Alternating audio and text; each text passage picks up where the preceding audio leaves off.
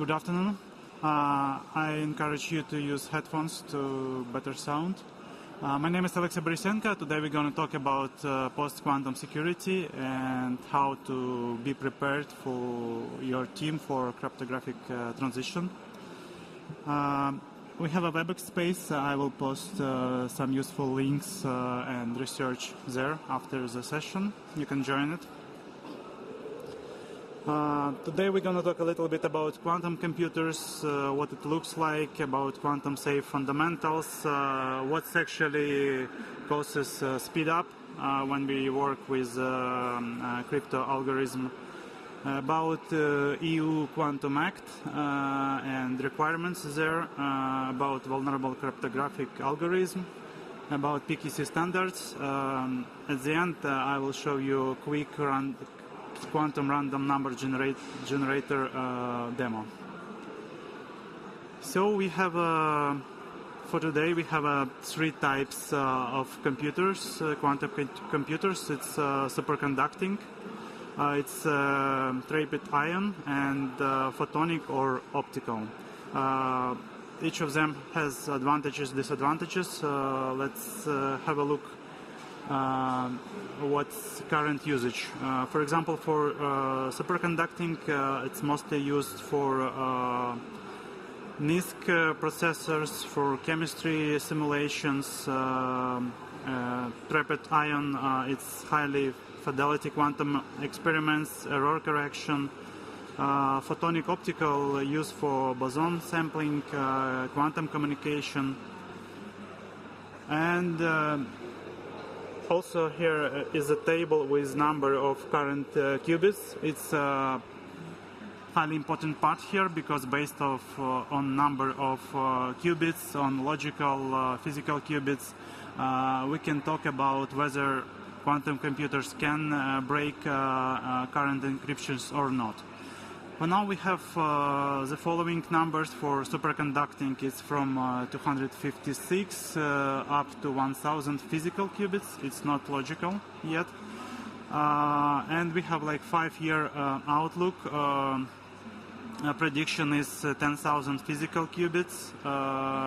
For trapped ion, for now it's like 30-50 physical qubits, and for photonic it's even less, like 8-50 qubits. The most capable for now quantum computer is from IBM, named IBM Condor, with 1121 qubits, physical qubits. A single qubit can be in a superposition of 0 or 1. And when you have n qubits, the systems can, in principle, represent 2 power n state at once. So, and it's really important to understand where we are now and prediction for a future. Let's compare just simple registers for quantum versus classical computers. For 4 qubits, there are 2 power of 4. We have 16 basis states in both the classical and quantum cases. The difference is in classical we have only one of them. In quantum we have somehow a superposition of all of them with amplitudes. Classical 4-bit register, here is all possible stage like 000 till 1111. And at any given time, the classical register is in exactly one of these 16 states. Compared to quantum, quantum computers do not literally try all these answers. Let's assume that we need to extract some key from this 4-bit register computers, and they don't try all of this. They use superposition plus interference, so many possibilities are exposed at once. You can find it here on the slides, but measurement gives you only one outcomes here, shaped by the algorithm. So we have different algorithms. We will talk about it a little bit later. So first steps for quantum algorithm running on a quantum computer is puts inputs in a superposition. Take your qubit example. In our example, it's 000 kit, and apply Hardamer gates to each qubit, and we have all these states simultaneously. The states becomes an equal superposition for all 16 basis states here. This is where one run could compute all over these 16 possibilities. But you never see it directly. Instead, you infer what it must be based on the program you run. We have different programs and quantum computer algorithm. After you read this and you see some value, in our example it's 1011, the underlying states has changed, and all probability for all other our states is now concentrated on only one value here. At any moment existing in superposition, we have exist all 16 possible 4-bit values simultaneously, but when we measure, we can measure only one. And when we measure it second time, we can see only this one value, because all other possibilities collapse to this one.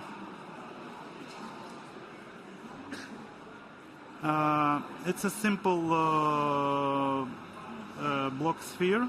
So Gruber's algorithm is running on it, let's say, and classical search gives us O out of big O out of n different possibilities. Gruber's algorithm can give us big O of square root of n, which is speed up for this. Let's imagine that we have some unit vector. When we try to measure, it's like a spin on our qubit, and we flip the sign of the state vector at that coordinate and try to measure it. Here is a comparison of two existing algorithms, Shor's algorithm and Gruber algorithm.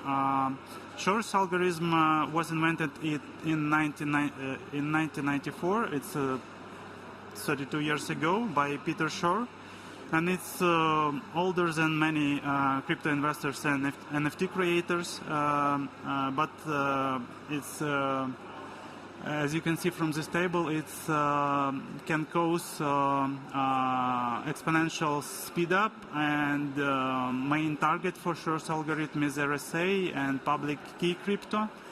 Gruber's algorithm has a quadratic big O out of square of n, which affect AES algorithm, and you can see straight level here as well. So for now, Shor's algorithm is extremely high. So I will show you later. If we can assume that quantum computers can achieve around 1 million physical qubits, it can break RSA. So RSA encryption is vulnerable in future, Diffie-Hellman, DSA as well. For example, current projections indicate that Diffie-Hellman 2048 can be compromised within hours or days on a sufficiently large quantum computers utilizing approximately 4,000 logical qubits. We are not there. As I showed you before, the most capable quantum computer is now only 1,000 physical qubit.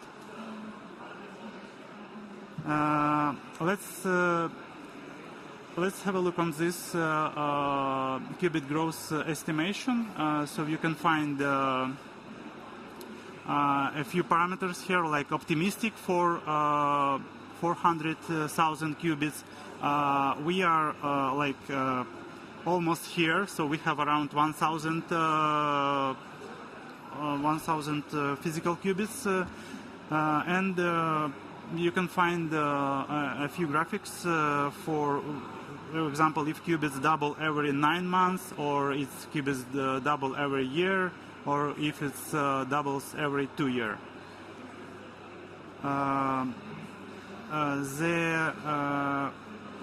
The y-axis is the number of qubits needed to run Shor's algorithm on real data. The yellow curve drops because of approximate correction intended to improve the algorithm. You can see that they intersect in 2032 around, crossing the optimistic estimate, and in 2036 according to the general prediction. But here are the previous estimates and commitments, for example, and commitments do not always come true. I was committed to my teammates that this would not be a boring talk, but here we are. As you can see in this chart, it's not achieved. As for now, the most capable ABM, as I mentioned, is 1,100 physical qubits, but commitment was like around 400. How does this impact on cryptographic security levels? We already talked about RSA, Diffie-Hellman, elliptic curve lock. You can find classical times to break, and for quantum time future if we have around 4,000 logical qubits. So it's around 1 day, from 1 hour to 1 day, depends on different algorithm. Yeah, but note that estimates refer to logical qubits, and we are talking only about physical qubits for now. And we also should take in account error correction. And here is how it impacts on advanced encryption standards, ES 128 and 256. Grover's effective attacks, so it's speed up brute force attack on each of these type of keys. So with quantum capable quantum computers, AES 256 is equivalent to 128-bit key. Yeah, we have a couple of government regulations. We have EU Quantum Act, calls for EU to set concrete targets, deadlines, founding roadmaps for post-quantum cryptography. It's encouraged hybrid cryptography, classical plus post-quantum cryptography, to improving cryptographic agility, so organization can swap algorithm quickly as standards evolve. Government mandates and industry requirements are accelerating the timeline for post-quantum adoption. And the EU has an active project connected with quantum-resistant cryptography in practice. You can find the link here. I will share it in our WebEx space later as well. In 2016, NIST, National Institute of Standards and Technologies, announced a PQC competition. In 2022, first standard were chosen. It's ML-KEM. We will talk about it in the following slides. UK has also released standards. It's UK National Cybersecurity Center. So their requirements is by 2028 define migration goals, by 2031 carry out of early highest priority PQC migration activities, and by 2035 complete migration to PQC of all systems, services and products. This is a UK requirement. Let's talk about post-quantum cryptography. Post-quantum cryptography mainly use lattice problem, especially learning with errors, Shor's vector problem, and closest vector problem.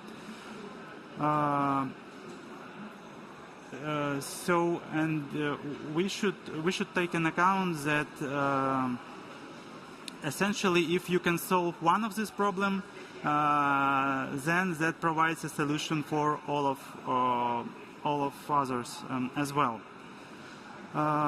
Here is an example of lattices. So server and client have a good basis. So when we send some messages, some data, we encrypt M, and we can see this vector. In our example, a server has also a good basis, and it can find this vector as well. But at the same time, attackers see only bad bases in this case, and it can find right solution, right vectors for in these cases.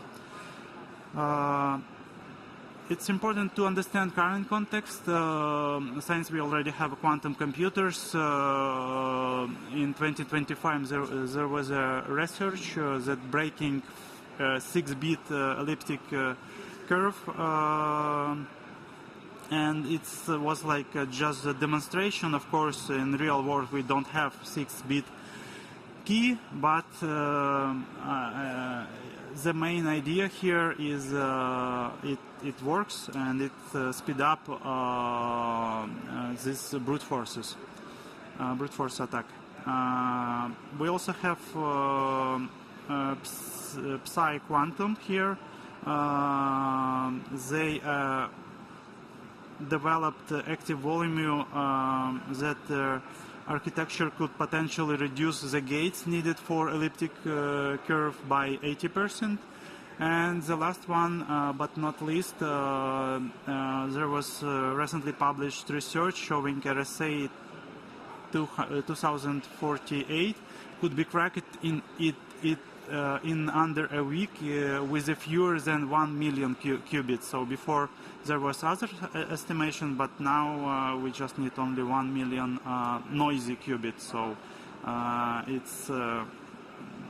it's really nice research.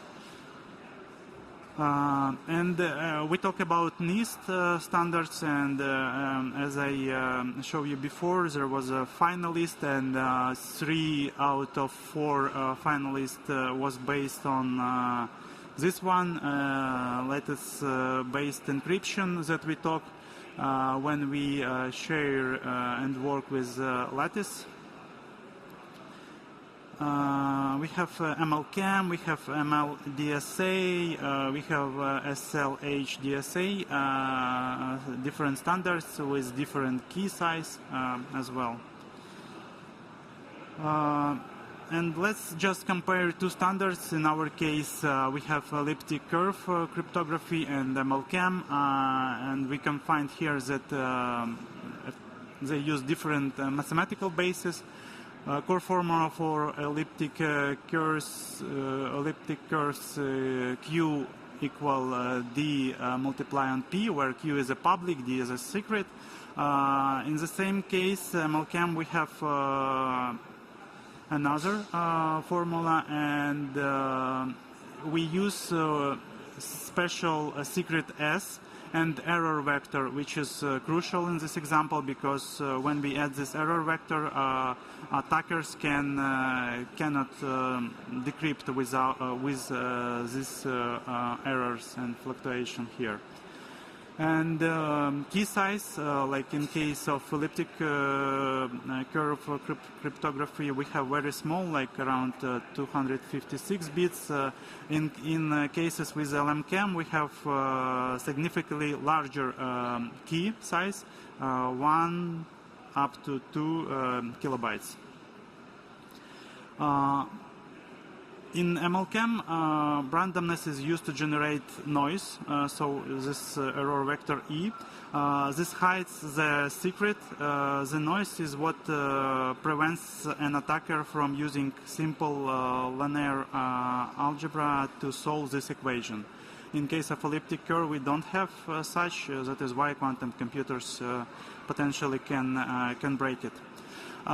Let's talk about what's the transformation needed to your security team. First, of course, it's basics. Get educated about this topic. It's what you are doing here at Cisco Live. Then identify tools that can help you isolate it and upgrade legacy systems. It includes hardware, software. You also need to be ensured that your infrastructure can swap out of cryptographic algorithm without a major disruption. So, as I showed you before, we have a couple of different post-quantum cryptography algorithms with different requirements to software, to hardware. And of course, you should provide some crypto inventory, what you have now, which TLS interaction, which key distribution solution you use, and take some action on application and networking. As for now, some companies choose the way where they identify assets that are not PQC ready and define a roadmap to update it. Since it takes more time and resources, they make all outbound traffic PQC ready, for example, using TLS 1.3, and they are less vulnerable for bad actors in this case, and then they have a time to work on internal resources for update it as well.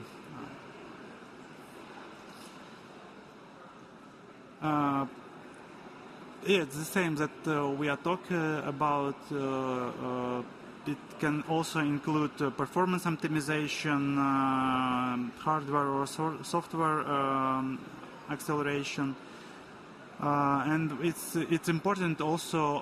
A lot of PQC algorithms rely on quantum random numbers, so you need to understand where you and how you can achieve this. I will show you in a demo. Solutions that we in Cisco tested now.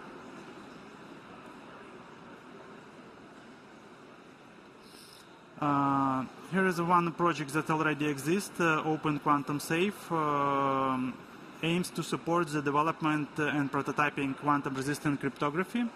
It's open source project. You can use it. They have different libraries. For example, they have also C library for quantum-resistant cryptography algorithm that widely use OpenSSL library as well. What it looks like PQC today. For example, Google announcing quantum-safe digital signatures in cloud KMS. Here is a project for ARM Cortex-M4 processors that is widely used in IoT, in industrial control and medical monitoring devices. Yeah, and it was found by European Commission, and it currently contains implementation of post-quantum key encapsulation, and it's also open source. And OpenSSL 3.5 final release support PQC algorithm ML-KEM, ML-DSA that we saw before. And in ML-KEM, randomness is used to generate some noise. It's our error vector E that hides the secret. The noise is what prevents an attacker from using like just simple linear algebra to solve the equation. Modern implementation in the libraries like OpenSSL 3.5 ensures that noise is generated from high entropy sources to maintain the security for post-quantum connection. Traditional random number generator, for example, for elliptic curve cryptography, we mostly rely on so-called pseudo-random number generation.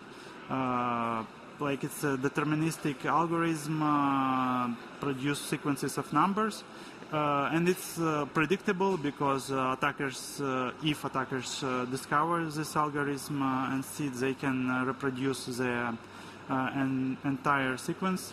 It's vulnerable and it's not truly random. So we in Cisco have some solution. It's where we leverage quantum mechanics to deliver mathematically unpredictable and non-deterministic randomness. So it's quantum random number generator that you can use, and you can have access through API with scalability up to 100 gigabyte per second, and it's ensured, you can be ensured that you in compliance with post-quantum algorithm requirements. Let me show you a quick demo here. So here we have this, I utilize this API, and it's just a simple Python script. For example, we using here requests, as you can find here. We sending requests to random numbers generator API. We have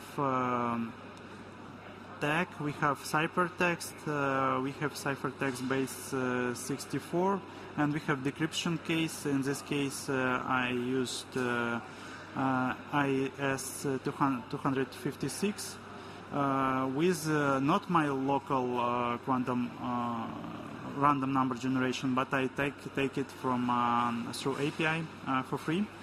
And here is an example in, for example, no decoded, so it's just a stream, so you can connect it to any solution and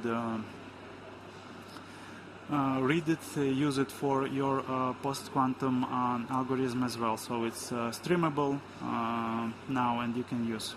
You can take a photo for random bits here as well.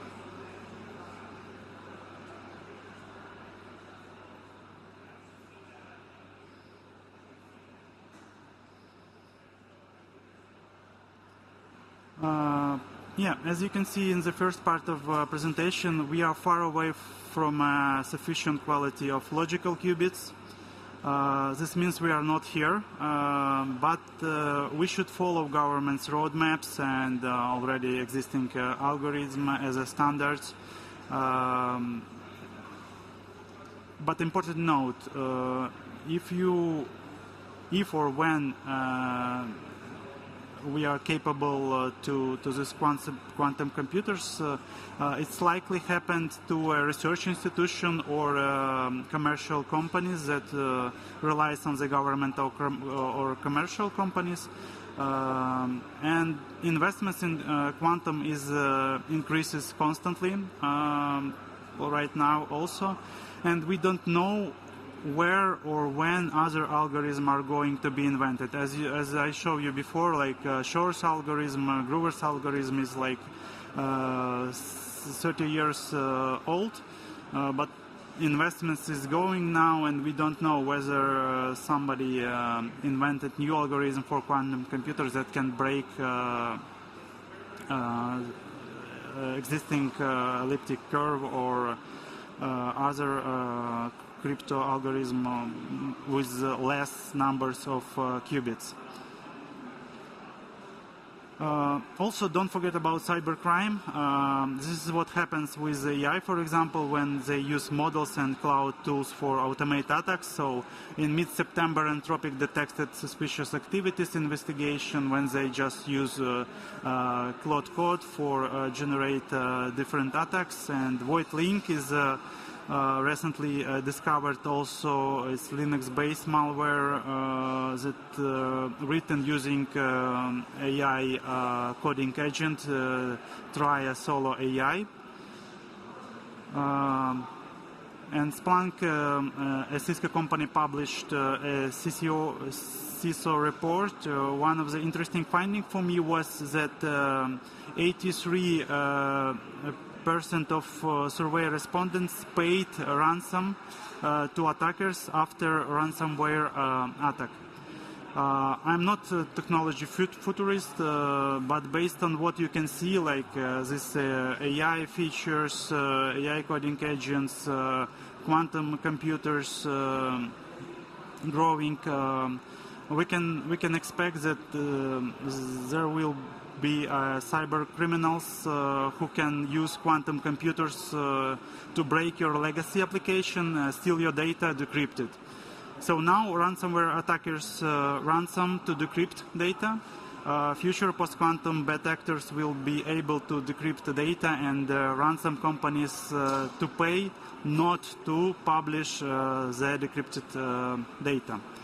And even now, you can have access to computers, quantum computers remotely. Here is examples of Amazon Break It, IBM Quantum. So any company or you as an individual now can book and have access to it.